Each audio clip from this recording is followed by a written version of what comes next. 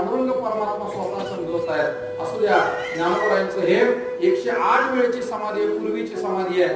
आज बसले ते काही हरकत नाही, सर्वांनी सांभाळा म्हणून भगवान परमात्मा सगळ्यांची समजूत काढतायत. प्रसंग आहे का, ज्या वेळेला सगळ्याला समजवता समजवता स्वतः भगवानच रडू लागले, स्वतः भगवान रडू लागले.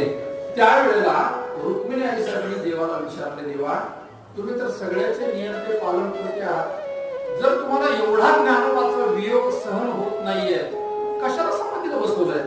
उठवा त्यांना, तुमची आज्ञा तुमची सत्ता उठवा.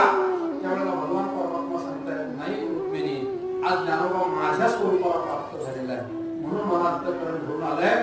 ज्या वेळेला असं काय केलं ज्ञानोबानी की आज तुम्हाला रडू येत आहे, त्यावेळेला नामदेवरायाचा एक अभंग आहे, देव म्हणती रुक्मिणी हा एकच योगी देखील नाही, हे चिदान संजीवनी जाण